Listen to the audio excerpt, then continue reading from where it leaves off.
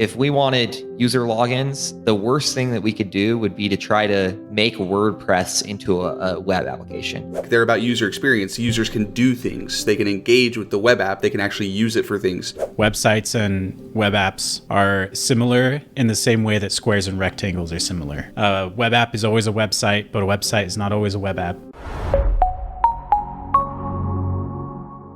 Welcome to the podcast, everybody. I'm here today with Kelson and Calvin from KSense Technology Group. And what they do is they build custom business tools and software for all kinds of organizations around the world. So I'm really excited to talk today about the difference between a website and a web app. What's the difference? When do you need one or the other? How do you choose between those? So thanks for joining me, guys. Yeah, no problem. So let's jump into that first question. What's the difference between a website and a web application? Well, a website is basically what you might call front-facing or client-facing a lot of the time, and it's basically a static place for content. The website is for going to and viewing. So people go to review the content. That's all they can really do on the website. They might be able to do some basic things like watch videos and maybe open up different parts of the website and interact with different elements. But ultimately, the website is for viewing content, and a web app is for doing more than just viewing content. It's for also creating records, updating records, deleting records, and doing other things that require actual features and actual interaction at a deeper level with a database. So in a lot of ways, websites do merge into web apps because sometimes you need those type of features on your website as well. When people think of website and web app, they may confuse them in their mind because a lot of times they are similar, but depending on what technology you use, they can be built very differently and they can have very different use cases. So there are a lot of differences, but there are also a lot of similarities. Yeah, and I don't think there's one litmus test that you can use to kind of decide whether you need a web app or a website. But if there were one, then it would be how interactive is the product that you need? Is it primarily informational, like highly content focused? Is it something that users are not going to need to perform functions? If so, you probably can just build a simple traditional website. But if you need functions and it's highly function focused, then you're going to need yourself a web app. And there used to be like a really solid line between websites and web apps. And over time, it's kind of turned into more of a hybrid scenario, which we'll get into a little bit later, I'm sure, talking about how websites are turning into web apps. So the primary difference is how interactive it needs to be, how you need to interact with data, right? So yeah, I'll give some examples for you. So if you are a plumber that services your local city, when somebody comes to your website, what do they need to be able to do? Right? They need to be able to read about your service offerings, maybe your pricing. They need to read about who you are.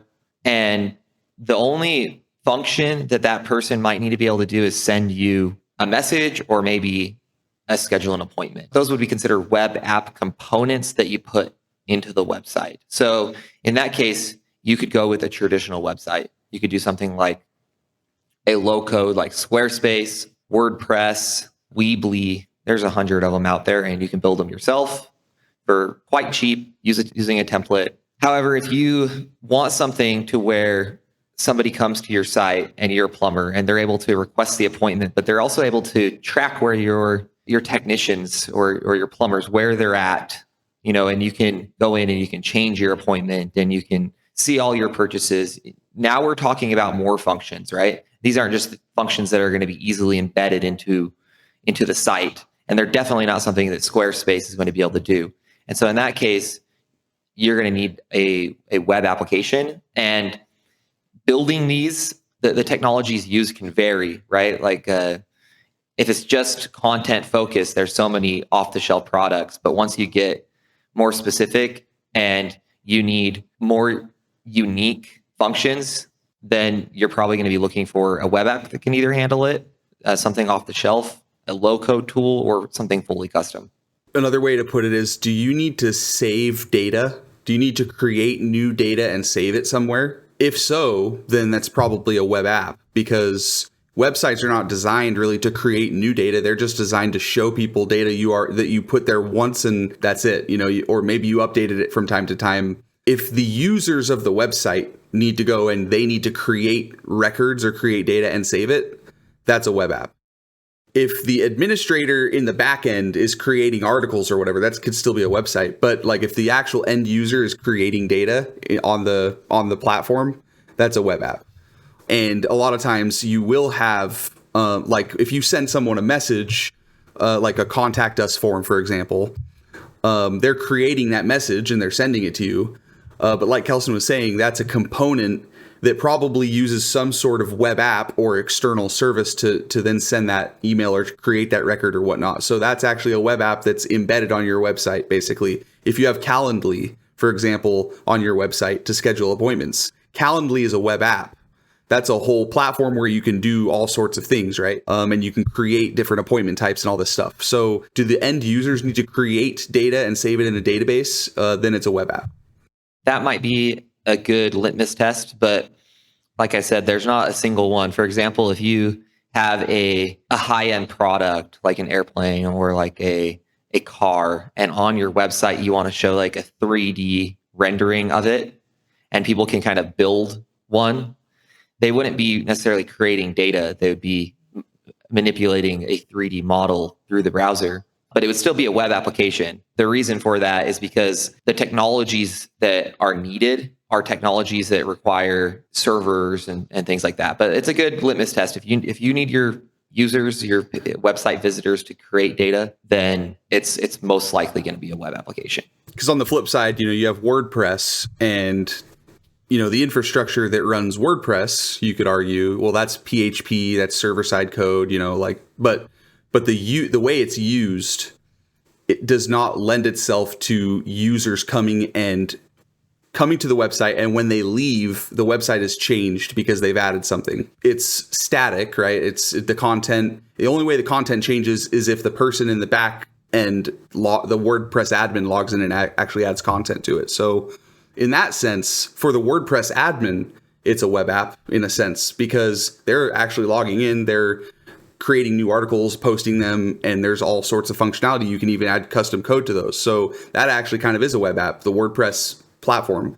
But for the visitor that actually goes to the site, that's a website because it's just a static page, basically. But I can see how that 3D rendering example would be a pretty interesting edge case, because that's more complex than a lot of web app features you'll find out there. And I think the only reason that we're drawing a hard line or attempting to, right, between a traditional website and a web application is so that we can emphasize which decision to make as a business owner, right? How do you know what you need in terms of like cost and what's going to be better for your SEO and what's going to be the development process for these things? That's where it's kind of important to know kind of what you need, because, for example, we as an agency, we specialize in web applications, but we don't do like informational brochure style websites. So it's important for you to know kind of a little bit closer to what you need, whether it's a traditional website or a web application, because it impacts so many things. And obviously you can build a web application that serves traditional website content. So the lines are blurring over time. They're in the past, it used to be a lot more cut and dry. I think that in the next 5-10 years, really, websites will be completely obsolete in the traditional style, and every website will be a web application. Yeah, I can definitely see what you guys were talking about, where the line gets blurred a little bit, especially as technology progresses. But you guys touched on some really interesting things there. Let's dig into some of those topics, because like you said, the really important thing here is, what do you need? What do you need to happen for your customer? Are you more focused on a simple, cheap solution that's just going to put your information out there, get your web presence out there? Or are you looking to accomplish something with this piece of technology?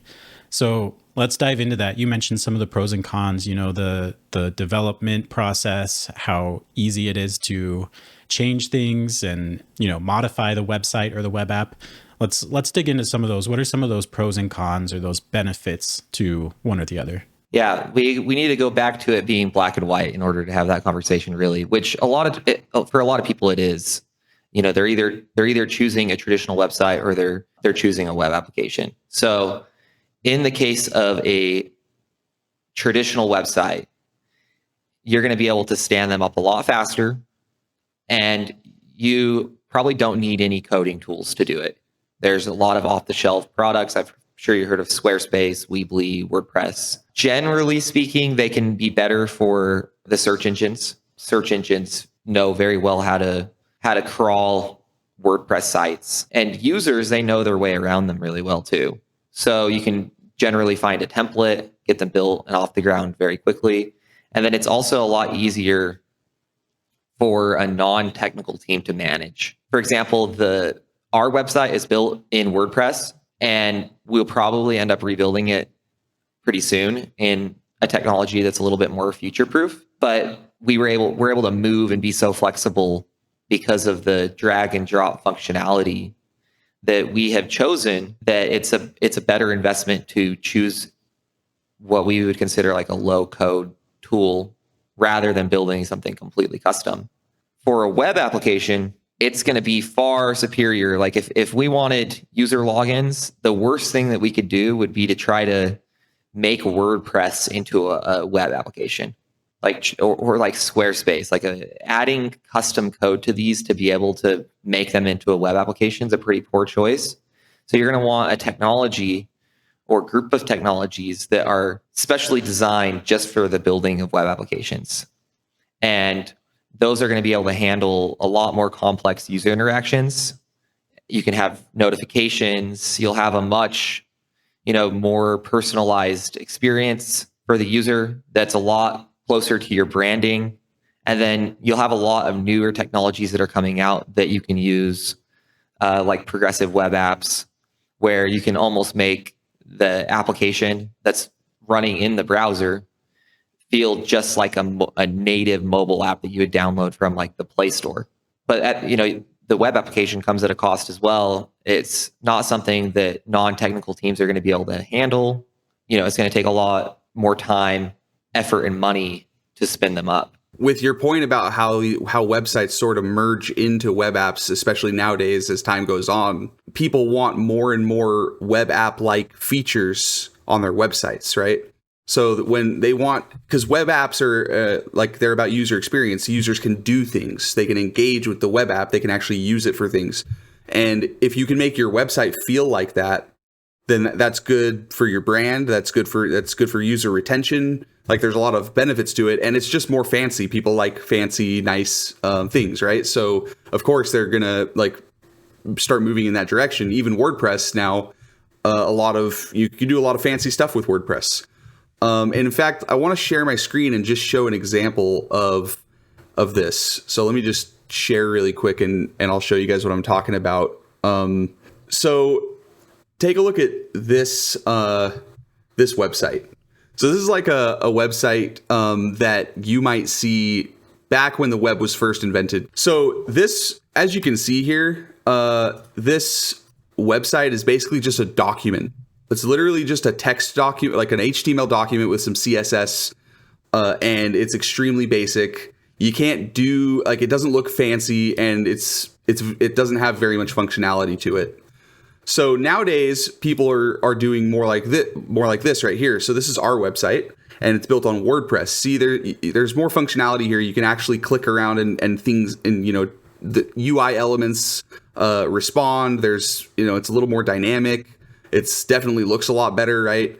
But you can notice here, if I go to the home page, it's actually pretty fast. But a lot of the WordPress sites, you'll notice a few seconds of loading time. Like they're not necessarily super fast. Also, they're sort of limited in what you can do, even though you can do quite a bit with them. You can see here, it's not like this is groundbreaking. As far as the style, it looks pretty good, but ultimately you can kind of see how it's really just like this, but a little bit more fancy and with a little bit better user interface, right? So it's a text document still. It's still fundamentally the same type of thing, even though it looks nicer. Now, the cool thing, for those of you out there who are actually interested in a website, right? You're actually looking for a website, but the thing is, you don't just want any website. You want a website that is literally as good as it can get, and maybe even you want your website to also be a web app. Take a look at these websites right here. So these websites are actually web apps, and so this is one example, and here's another example. And what makes these web apps is that they are actually built with React or, a framework like that. They're built with fully custom code. So basically what you can do, they're extremely fast. You can feel the difference. I'm not sure if you can really see it as I'm scrolling through and clicking through things, but I can definitely feel the difference as I'm using this. It's a lot more responsive, and you can have a lot more animations. You can see all these animations that are built in here. Basically, what these companies have done is they've actually built their websites using React or a similar custom coded framework.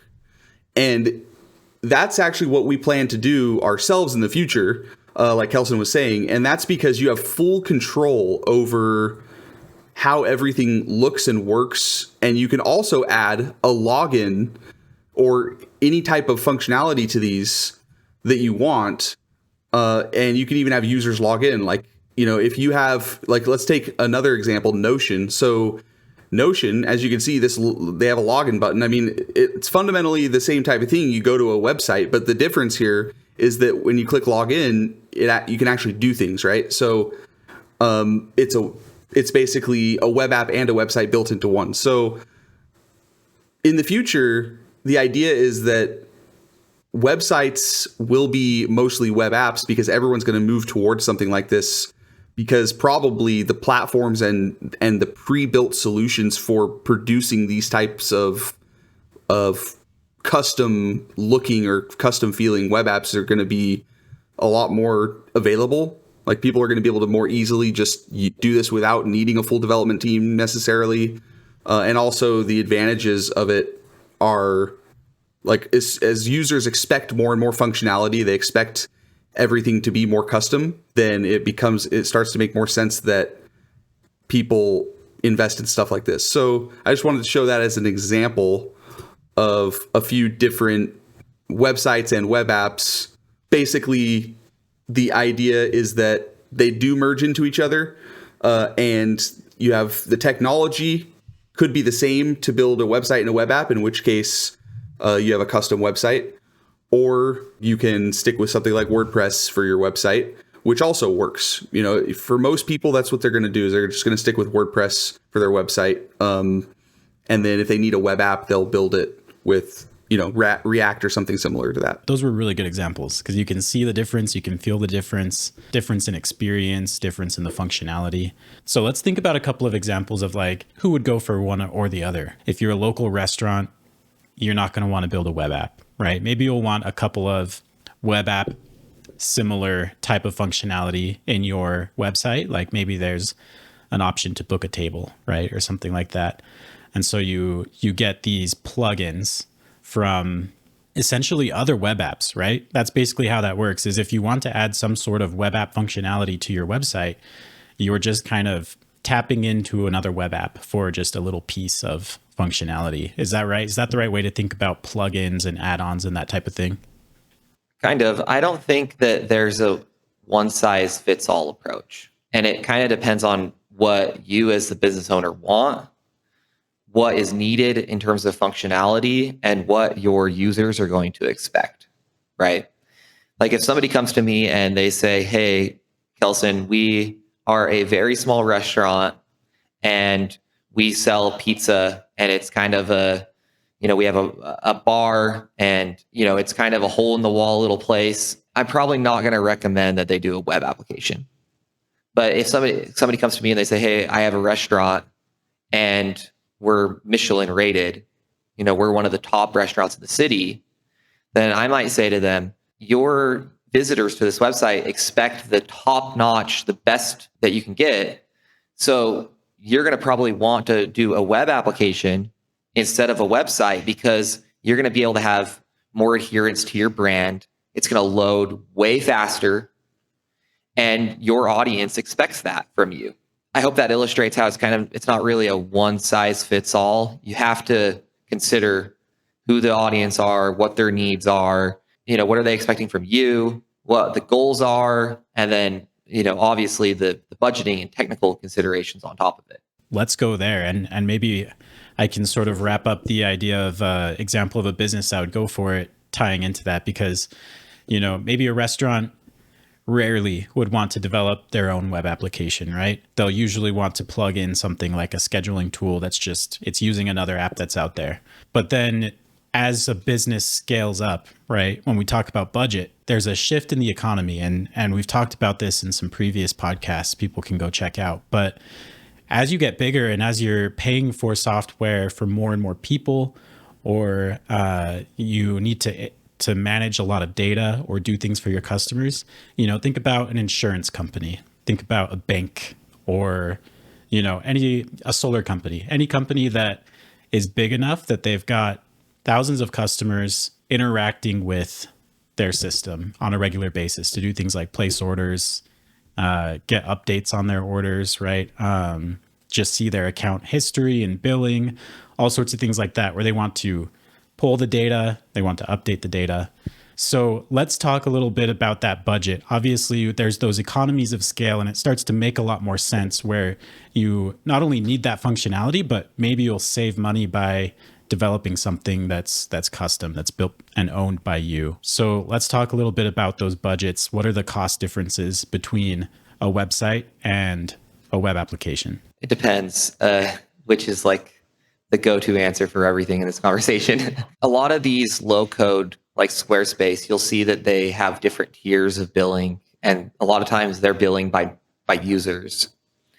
So there does come a point where you have so many users, or sometimes they do it based on traffic to the site. And so you can definitely find yourself in a situation where you're paying more for the low-code tool than you would if you would have just built it from scratch. And then you're also suffering with all of the debt, the low-code debt. These tools are meant to make it easy for you as a business owner to build the website. They're not designed to build the best website. That's a consideration. If you have, needs that would be outside like of a small business, most of these are for small business, do-it-yourself kind of people. But if you have a lot of traffic or you're going to need a lot of seats, then you might want to just go with a custom web app from the get-go, because you're not going to save any money by going the low-code route. Yeah, and sometimes it'll become obvious in some cases that obviously a website's not going to cut it. Like if you go to, if you have Geico or you have Progressive, go to their website, and obviously when you log in, you can manage your entire account. You can manage all your insurance options. You can that's a full web app, and they need it because imagine how would they keep track of all that stuff without it? Their customers expect that they can go to that website and that everything about their entire account is right there, all manageable. And that's very complicated. There's a lot of different functionalities they have to have in place there. Imagine trying to keep track of all that on paper or in spreadsheets. I mean, you could think to yourself, like, could my business, like, what if my customers who are already going to my website, what if I could allow them to do things there that would automate the process, make things a lot more accurate, reduce errors in data and centralize data, and, make it so that I don't have to keep track of all these different, maybe orders or maybe things that need approval. Like that's a big thing is a lot of times when you're doing like service work, your clients constantly need to approve things. And so you can do that through email, or if you had a web app on your website, it's like, it's easy. Just go to the website, log in with your email, and all your stuff will be there ready for you to approve. Those types of situations are really good situations to want to build a web app, which is another reason if you are considering, like, if you basically say, hey, I have the budget to build like the very best website possible, Well, if you build it with React and you build it custom, then in the future, if you need to add a web app onto it, like a portal, all that's really easy. You just add it, and it's seamless. You don't need to do a full redesign of your website. You literally just add a new section to it that's a login portal, because it's already built on a custom foundation. That's another good benefit of building custom websites. A lot of people that are apprehensive to build a custom website, a lot of times they're ignorant to a lot of the offerings that are on the market right now. For example, there's what we call headless CMS. And what that lets you do is build your site with the latest and greatest technology, but then have a back end where you can go in and change all the content in the site. You can manage all the content yourself, and it will just pull that information. So you'll have like the ability to create blogs yourself. You won't have to be talking to like a developer to do that. You'll be able to change the content on all the sites, the images, everything like that with a non-technical team. But then you'll have all of the massive benefits of having it built as a web application. Yeah, people just don't know how crazy the technology is now. Like anything you can imagine that your website could be is possible basically with custom code. The big question that's on everyone's mind is how much is it going to cost versus a WordPress website. And I can tell you, if all you need is just the simple content, it's probably not going to be worth it to build it in a custom web app, unless, of course, we're talking about the situation where, you know, those advantages really matter to you, where it's like, if you are that Michelin 5-star restaurant, then just that extra touch where people go to your website and they're like, wow, this website is nice. Like I feel the difference here. Like that's worth it. That's worth millions of dollars to them, you know, because that tiny advantage in brand, you know, that's worth it.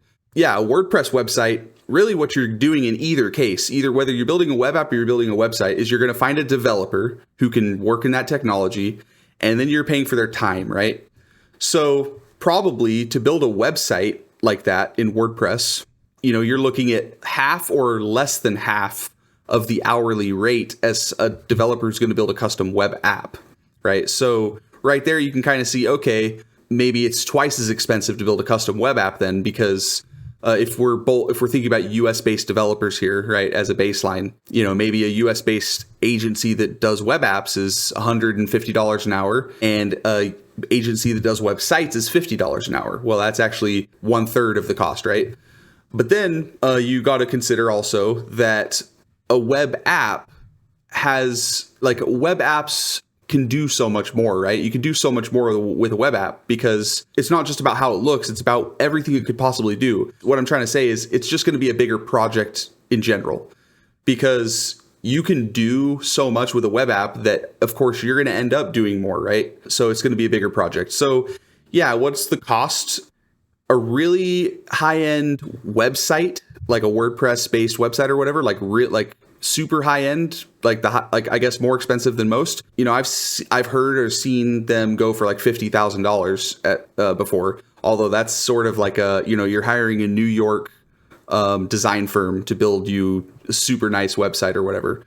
So usually it's going to be far less than that, probably closer in the range of like $10,000 or something like that for a website. A web app, depending on what you need, could be, you know, in the tens of thousands all the way up to the hundreds of thousands or millions of dollars. Like if you look at Geico's web app, I'm sure they've spent millions of dollars on it, right? Because they're one of the biggest insurance companies. So yeah, the cost difference is substantial. However, a lot of the way people deal with that too is finding the right team that can help you cut the scope and focus the scope on what you need, and understand how to first start, before you start building anything, list out your requirements and your priorities, and then figure out what's the most efficient way to build that stuff. Because a lot of reasons some of these web apps cost so much to build is because the developers, all they know how to do is build. All they know how to do is write code. And so every time you tell them something else that you want, they just write code and build it. And so they end up building on, and it sort of blows up. The project blows up. Whereas if you introduce into the mix like a business analyst their job is to understand what you want, then do the hard work of figuring out how to design that really efficiently, how to cut the scope a little bit, how to focus the project and keep it on track, then you can end up saving a lot more money on your web app and still get something that's just as good, just for way less, because you were able to stay focused instead of having scope creep take over the project. So hope that gives some context on like the cost of these things. Yeah. And if you're still in a boat where you're unsure, schedule a consultation with us and we'll help you figure out what you need. We just turned a guy away who needed just a simple website. We outlined all his options and all of the pros and cons for him on that consultation at no cost to him. It's worth it for us to do that because, like I said, they'll eventually become web applications and that's where we make our money. It doesn't harm us if somebody needs to start with a more traditional website. What is it like? What is the process like building a web app versus building a website? What's the difference in those two processes for the business owner? Like if you as a business are going to go out and do both of those things, how is that process going to look different for you? Oh, yeah. Yeah, that's a great topic. And I can talk about that because I've done both. I've done many of both. My last business, all we did was build traditional websites in WordPress. And so the process of building a website, especially in WordPress, is a lot more like hiring a graphic designer or commissioning a piece of art. You're going to provide your requirements and they're going to go back to the drawing board. They're going to build it out or provide you with some sort of mock-ups or wireframes. And then they're going to come back to you and you're going to get a limited number of iterations. And since they're simpler, since the process is simpler and the requirements are not as complex, it doesn't require a very complex process. Generally, you're able to use a lot of templates and a lot of tools, like off-the-shelf tools that make it look nice and really easy to use. So the process might involve you talking directly with the person building it. A lot of times you'll pay like a portion up front and a portion afterwards or the whole thing afterwards. And then as far as a web application goes, there's a whole lot more project planning, which I'll let Calvin talk about because he's essentially he is the expert in that. So I'll let him talk about that and what that would look like. Yeah. So when you're building a web app, there's just like so much more to consider about every decision that's being made because first of all, what you're building, just to wrap your head around what you're building, you're basically taking a business process, and that could be a pretty complex process. It could have a lot of logic involved. It could have a lot of different users involved. And first, you just got to understand that process and figure out how to design a workflow or, a set of screens or something to like, what does it look like for that process to now be done on an app? Because previously, if it's done on paper, doing it on paper is going to look completely different than doing it on an app. So you have to invent that. If it's whoever you're having design your web app, if you're the business owner and you're trying to do all of the business analysis work yourself, you're going to have to invent that process that didn't previously exist of how does this business process get done in an app?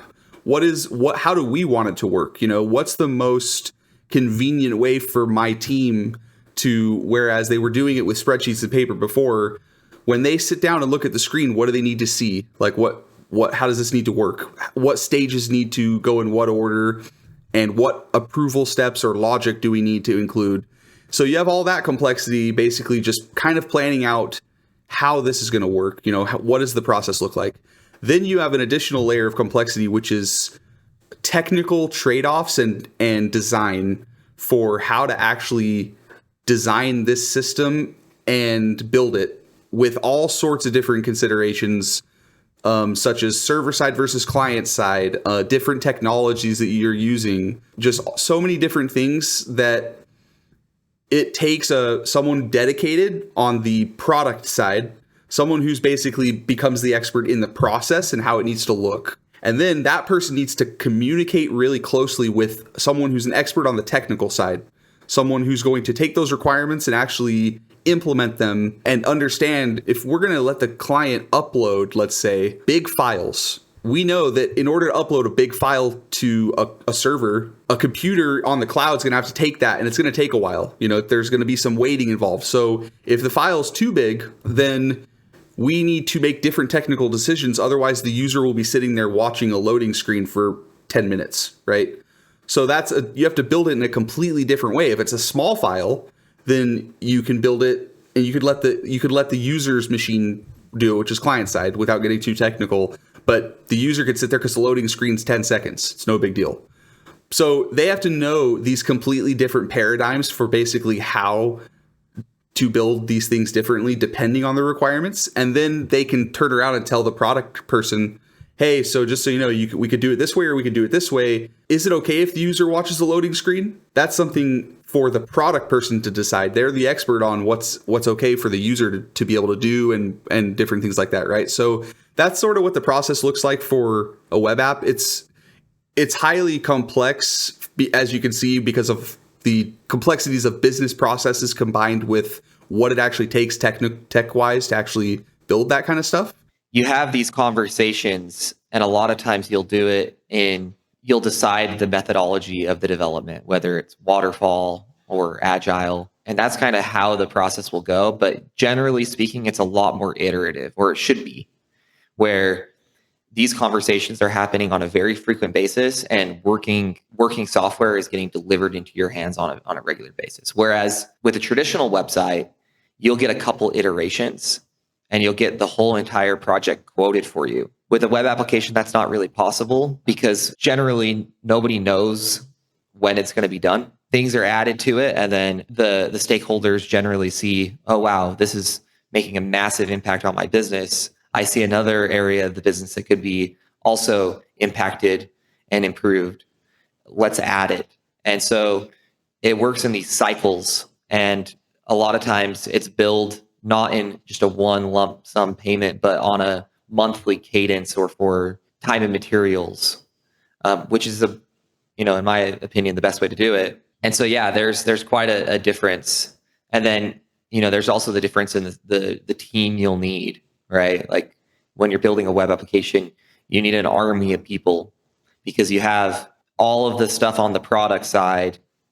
Then a lot of times you are going to want to do mock-ups to show what it's going to look like to the user, show that to all the stakeholders. And then all of the technical decisions. I'm sure that when ChatGPT was first built, you would input your prompt and you would click go, and then it would just show a spinner for 2 minutes, and then boom, all the text would just appear. And I guarantee what happened there was the developers built it to the spec that was written. And then somebody on the product side says, hey, this is not acceptable. Our users are not going to be happy with this. And so they had to go back to the drawing board and say, how can we make this so it's more user-friendly? And they decided to stream the content. I guarantee that's what happened. And it's a good illustration of the iterative process that needs to take place when you're building a web application that just isn't needed in the traditional website sense. Yeah, with a website, it's like you can see literally exactly what it's going to look like before it gets built, because it's really just it's art, kind of. It's kind of art, basically. So when someone does a mock-up for the website, they're basically doing a painting of sorts. It's a mock-up, but it's an artistic representation of your content. And then they give that to you and say, hey, this is exactly what it's going to look like. And you either say yes or no.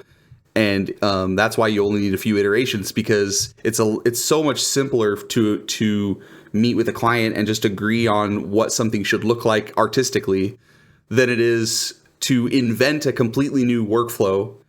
And then you need people to test that to see if it even works, right? So yeah, they're two websites and web apps are very different. And I guess that's the main, like when you really think about the difference, at least when I think about the difference between those two things, websites and web apps, I think about the process that goes into each of them and how one is far more complex, but also has so much more potential for the capabilities that your business could get out of it. Awesome. Well, thank you guys. So I guess just to recap what I've learned today, or I guess a summary of the conversation, websites and web apps are similar in the same way that squares and rectangles are similar, right? Sometimes you'll get confused between the two of them. A web app is always a website, but a website is not always a web app, right? The web application side of things is a lot more complex. It'll take more money, more time, but it'll also drive your business, right? It'll actually give you more of an ROI if you're doing a good job of identifying which features you need, who's going to use them, and keeping good track of that process, that development process, right? So it makes a lot of sense. If you're a business owner out there and you're not sure which one is the right option for you, talk to us. Like Kelson said, we'll be happy to help you out. But thank you guys so much. That was a really great conversation. Thanks for joining me today.